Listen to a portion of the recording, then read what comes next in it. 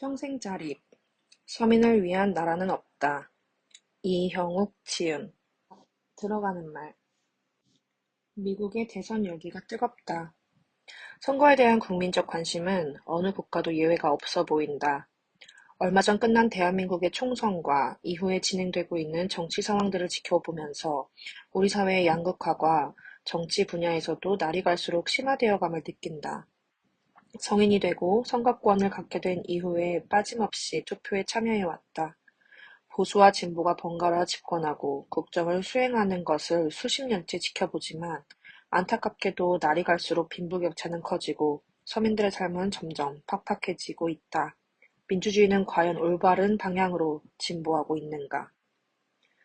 노인을 위한 나라는 없다는 2008년 미국 아카데미 시상식에 총 8개 부문에 노미네이트되고 작품상과 감독상 등 총 4개 부문을 수상한 영화다. 얼핏 제목만 놓고 보면 노인복지와 관련된 영화일 것 같은데 1980년대 미국 텍사스 사막지대를 배경으로 한 범죄 스릴러 영화다. 개봉 당시 제목에 끌려서 영화를 보게 되었고 관람 후에도 많은 생각을 하게 하는 여운이 길게 남는 영화다. 여기서 얻은 영감으로 책의 제목을 정했다. 평생자립, 서민을 위한 나라는 없다. 4년에 한 번씩 치르는 총선을 통해 국민의 대표인 국회의원을 뽑고 5년에 한 번씩 치르는 대선을 통해 행정부의 수반인 대통령을 선출하는데 누구를 선택해도 어떤 결과가 나와도 결국 서민들의 삶은 바뀌지 않는다. 지금까지 바뀌지 않았으니 앞으로 바뀌지 않을 것이다. 자본주의 경제체제에서 법과 제도를 아무리 잘 정비해도 절대 다수가 다 함께 풍요롭게 사는 세상을 만드는 것은 불가능하다. 자본주의가 고도로 발달한 국가들이 민주주의 제도를 채택하고 있다고 해서 민주주의와 자본주의를 비롯한 의미로 생각하면 안 된다. 오히려 작동 원리로 본다면 정반대라고 할 수 있다. 왜냐하면 민주주의는 1인 1표인 반면 자본주의는 1주 1표이기 때문이다. 보유한 주식의 숫자만큼 의결권을 갖는다. 결국 자본을 가진 소수의 사람이 자신들에게 유리한 법과 제도로서 기득권을 지키면서 소유의 영역을 확장해 가기 때문에 상대적으로 절대 다수인 서민들은 그나마 가진 것을 빼앗기지 않으려고 발버둥친다. 금리를 조정해서 통화량을 늘려 일시적으로 경기를 부양하면 잠시 형편이 풀리는 듯 하지만 결국 풀린 현금을 자본가들이 물먹는 하마처럼 빨아들인다. 늘어난 통화량만큼 물가는 상승하고 가계소득은 물가 상승분을 따라가지 못하니 월급 빼고 다 오른다는 하소연을 수십 년째 들으며 살아간다. 자유민주주의 국가에서 태어나 살고 있는 것은 축복이지만 자본주의 세상에서 살아가기 위해서는 법과 제도에 의지하지 않고 국가나 지방자치단체에서 제공하는 복지에 의존하지 않고 스스로 우뚝 설 수 있는 평생 자립의 경제 시스템을 구축해야 한다. 자본주의를 상징하는 많은 표현들이 있다. 양육, 강식, 적자, 생존, 부익부, 빈익빈, 기울어진 운동장 등 우리가 흔히 접하는 그 어떤 표현도 긍정적이지 않다. 글로벌 직접 판매 1위 기업인 아메이사의 공동 창업자 리치 디보스의 더불어 사는 자본주의라는 책을 처음 접하고 필자는 신선한 충격을 받았다. 원 제목을 직역하면 동정적 자본주의다. 원래 자본주의의 속성은 동정적이지도 않고 더불어 살지도 않는다. 리치 디보스의 남다른 생각과 실천이 그를 세계적인 부의자 자선 사업가가 되게 했고 지난 65년간 필자를 포함한 이 땅에 수없이 많은 1인 기업가들이 창업을 결심하고 성공적인 결과를 만들어내는 데 결정적인 영향을 주고 있다. 더불어 사는 자본주의를 실천하기 위해서는 먼저 스스로 우뚝 서는 자립의 단계로 빨리 진입해야 한다. 당신은 지금 어떤 상태인가? 양육강식에서의 약의 위치인가 아니면 강의 상태인가? 적자 생존에서 적자에 해당되나? 부익부 빈익빈에서 어느 쪽에 속하는가? 기울어진 운동장의 내리막을 편하게 달리고 있나? 아니면 오르막길을 힘겹게 오르고 있나? 필자는 자립을 이렇게 정의한다. 삶을 마감하는 순간까지 인간의 존엄성을 훼손당하지 않고 다음 세대에게 일체의 심리적, 경제적 부담을 주지 않고 자신의 행복을 추구하면서 살아가는 것. 필자가 원하는 자립의 상태는 강자에게 잡아먹히지 않는 상태, 부자에게 빼앗기지 않는 상태, 기울어진 운동장이 수평이 되는 상태다. 평등한 세상을 꿈꾸지만 세상이 절대 그렇게 되지 않는다면 적어도 나 자신부터 똑바로 우뚝 서고 내 주변 사람들이 내게 기댈 수 있고 나아가서 그들도 스스로의 힘으로 바로 설 수 있도록 도와주는 삶을 평생 살고 싶다. 인생을 통틀어 자립에 대한 간절함이 가장 강했던 시절은 미국 이민 생활을 시작한 11년 전이다. 일찍이 30대 초반의 1인 기업가로서 성공적인 결과를 만들고 10여 년을 꼭들만 걷다가 40대 중반에 미국에서 무일푼으로 새로 인생을 시작할 때 겪었던 불안정한 현실과 미래에 대한 불안함은 말로 표현하기 어렵다. 나 하나 제대로 서지 못하면서 한국의 노모와 미성년 자녀까지 부양해야 하는 최악의 상황에서 갈구했던 것이 바로 자립이다. 자립에 대한 간절함은 강력한 목표와 행동력을 만들어내었고, 필자는 미국에서 다시 1인 기업가로서 성공적인 결심을 맺을 수 있었다. 앞서 정의한 바와 같이 필자가 추구하는 자립은 평생 자립이다. 젊어서 한때 잘 사는 것이 아니라 삶을 마감하는 순간까지 행복을 추구하고 심지어 떠난 후에도 주변 사람들에게 선한 영향력을 끼칠 수 있는 삶을 살고 싶다. 100세 시대, 아니 그 이상의 시대를 살아가야 하는 우리 세대에게 평생 자립은 우리 각자에게 주어진 가장 중요한 숙제다. 그리고 이 과제를 해결하기 위해서는 자신의 노동력을 투입해서 소득을 얻는 근로자나 자영업자가 아니라 시스템을 갖춘 사업가가 되어야 한다. 그리고 그 사업이 평생 자립, 평생 사업, 평생 현역, 평생 건강, 평생 행복, 이 모든 것을 가능하게 해주는 사업을 선택해야 한다. 이 책을 읽는 독자들이 생애 주기 전체에 걸쳐 완벽한 자립을 달성하고 정년이 없어서 퇴직 걱정 없이 평생을 즐겁게 사업하고 건강과 행복을 추구하는 삶을 살 수 있기를 소망한다. 살아내야 하는 시대를 살아가는 지혜. 새로운 천년, 뉴 밀레니엄을 기억하는가? 당시에 가장 화두가 되었던 소재가 유비쿼터스였다. 인터넷 환경이 급속도로 발전하면서 냉장고 문 혹은 욕실 거울에 모니터가 내장되어 있고 터치스크린을 통해 인터넷 비서가 날씨를 체크해주고 나의 건강 상태를 모니터링해주는 세상. 원격으로 집안의 모든 전자제품을 제어하고 옷에도 웨어러블 인터넷 환경이 제공되고 산간 벽지의 시골 마을에서도 원격으로 서울의 대형 병원의 의료 서비스를 받는 세상이 오고 2020년 정도가 되면 자동차가 하늘을 날아다니게 될 것이라고 했었다. 당시에 30대 초반이었던 필자는 낮에는 직장 생활을, 퇴근 후에는 내 사업을 열심히 겸업으로 하고 있었다. 20년 뒤에 자동차가 하늘을 날아다니는 세상이 과연 올까 하는 생각도 했지만 2020년이 정말 오나? 그때 나는 어떤 모습으로 살고 있을까 하는 생각도 많이 했었다. 그런데 2020년하고도 4년이 더 지났다. 세월은 빠르게 흐르고 세상은 더 빨리 변한다. 24년 전에 미래학자들이 한 얘기의 상당 부분이 이미 이루어졌거나 근접해 있는 것처럼 지금 학자들이 하는 얘기들도 미래의 일정 시점이 되면 실현되거나 근접해 있을 것이다. 온실가스 배출로 인해 지구온난화를 넘어 열대야가 진행되고 있고 극지방의 얼음이 녹아 해수면은 점점 상승하고 기후변화가 가속화되어 기상이변이 더 이상 이변이 아닌 세상이 도래하고 있다. 그 시기를 조금이나마 늦출 수 있으면 좋겠다는 바람을 가지고 있지만 당장 원시의 삶으로 돌아가지 않는 이상은 희망사항이 아닐까 생각한다. 저출생으로 인한 인구 절벽 현상과 지방 소멸은 가속화되어 가고 있다. 외부에서 인구 유입이 없다는 가정하에서 지구상에서 가장 빨리 인구가 소멸할 국가가 대한민국이라는 통계는 더 이상 놀랍지도 않다. 외국에 나와 살고 있지만 교포사회 역시 대한민국의 영향을 많이 받기에 별반 사정은 다르지 않다.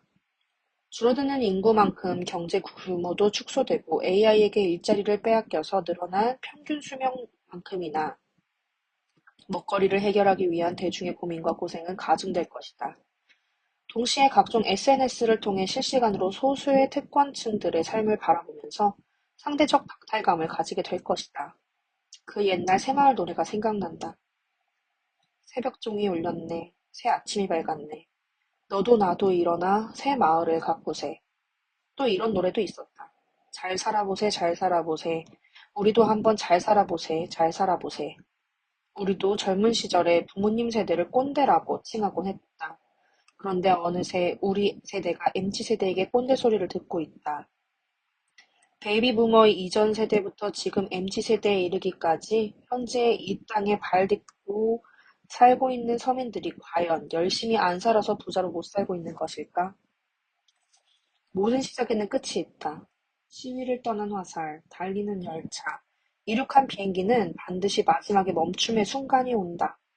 우리의 삶도 마찬가지다. 시간은 글자 그대로 때의 시, 사이 간. 그러니까 어떤 시각에서 어떤 시각까지의 사이다.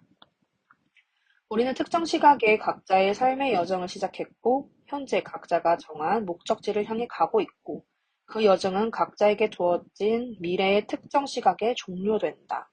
제한된 삶의 여정을 살고 있기에 오늘 이 순간이 더 소중하게 느껴진다. 코로나19로 인해 지구촌 전체가 팬데믹이라는 어려운 시기를 거쳐왔다. 우리 인류에게는 정말 고약한 바이러스이지만 바이러스 입장에서는 생존과 번식을 위한 지극히 자연스러운 활동이었을 것이다. 마찬가지로 지구를 하나의 생명체로 본다면 우리 인간은 자신들의 번영을 위해 지구를 끊임없이 위협해온 가장 강력한 바이러스 역할을 해오고 있는 셈이다. 회복 불능의 임계치에 다가가고 있는 열대화뿐만 아니다. 지구촌 곳곳에서 벌어지는 전쟁은 이제 변수가 아니라 상수가 되고 있다. 글로벌 소식을 실시간으로 알 수 있는 시대를 살면서 동시에 뉴스 보기가 두려운 시대를 살아간다.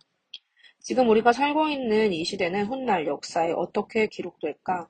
우리는 이 시기를 어떻게 살아내야 하나? 각자 도생의 시대다. 산업의 시대에 노동 집약적 협업과 분업이 현대 사회에서는 더 이상 적합한 비즈니스 모델이 아니다. 인간이 하던 일이 기계로 혹은 로봇으로 대체되었고, 이제 AI로 급속히 대체되고 있다. 2023년 한 해 동안 미국 내 IT 업계에서만 AI로 대체되어 해고된 인원이 26만 명이 넘는다. 이러한 변화는 제조, 유통, 서비스업 등 산업 전반에 걸쳐서 나타나고 있고 그 속도는 우리 개인이 따라잡을 수 있는 수준을 이미 넘어섰다. 더욱 심각한 문제는 자본주의가 고도로 성장함에 따라 부의 불평등 분배가 심화되어 간다는 사실이다. 고도성장의 시기에 가능했던 직장인들의 내 집 마련 플랜이 저성장 시대에는 더 이상 작동하지 않는다. 정년을 보장하는 평생 직장을 구하기도 힘들지만 평생 동안 직장 생활을 한다고 해도 근로자의 급여로는 수도권에서 내 집 마련의 꿈을 실현하기가 불가능하다. 아무리 계산기를 두드려 봐도 답이 안 나오니 20, 30대 중 다수가 연애도 결혼도 출산도 다 포기하고 욜로의 삶을 살고 있는 것이 현실이다.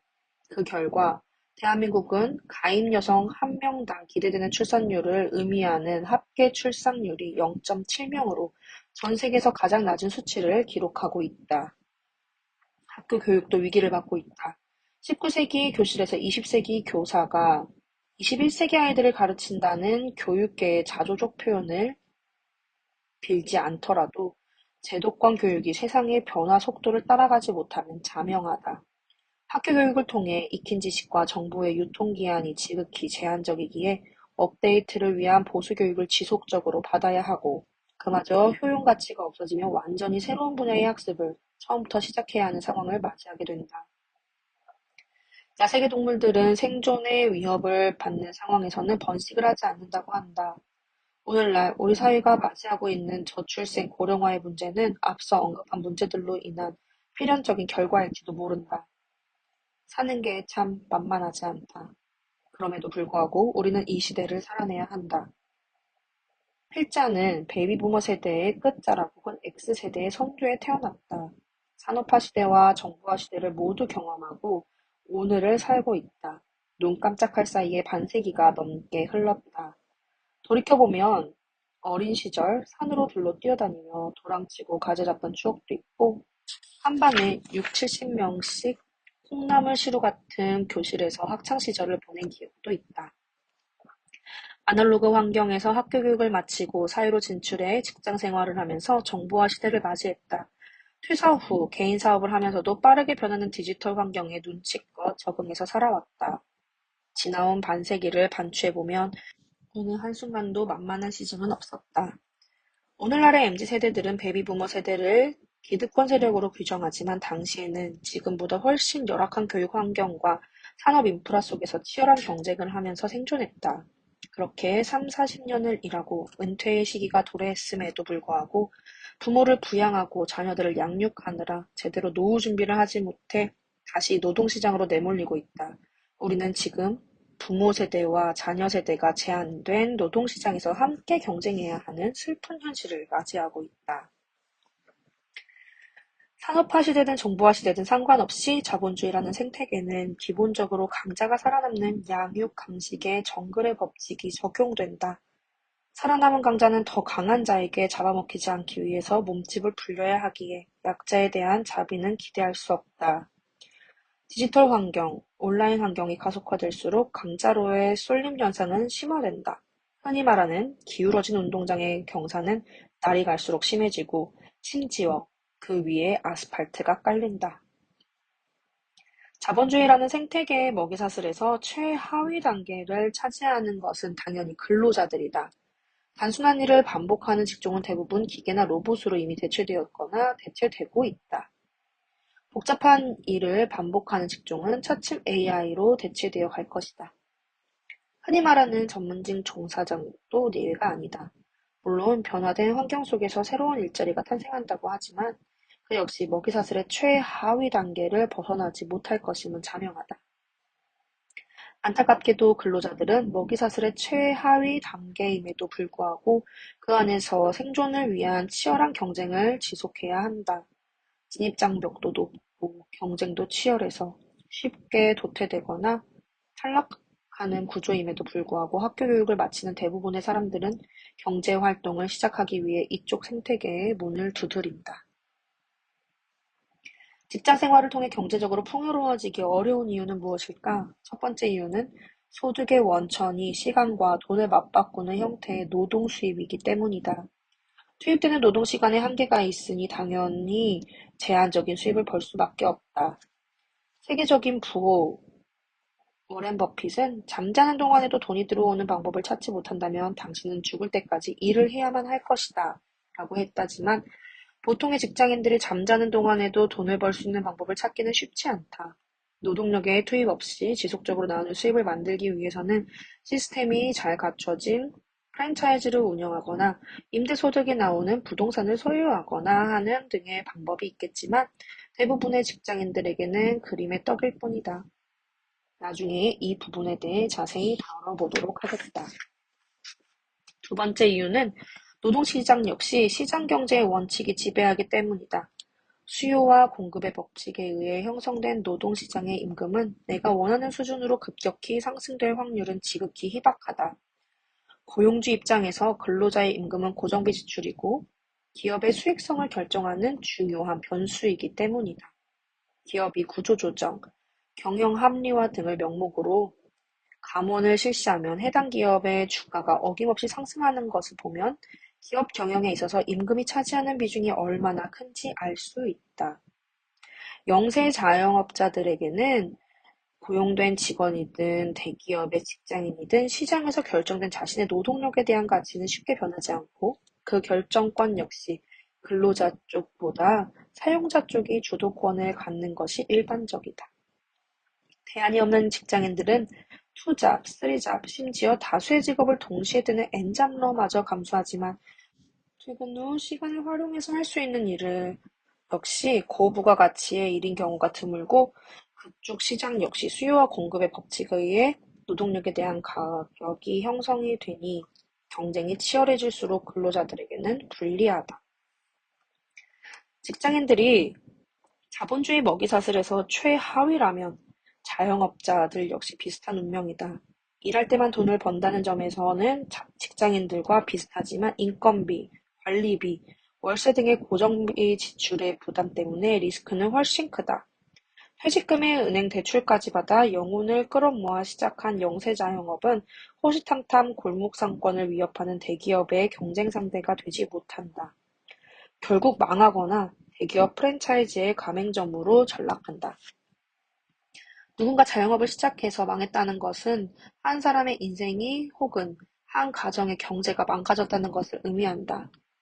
OECD 국가 중 자영업자 비중이 가장 높은 나라가 대한민국이다. 대기업의 횡포로 자영업이 몰락한다는 것은 대한민국이 무너지고 있다는 것이다. 자본주의의 속성을 감안한다면 이러한 현상은 대한민국만의 문제가 아니라 지구촌 전체의 숙제라 하겠다. 이 책은 자본주의라는 시스템 안에서 버겁게 살아가는 직장인, 자영업자들의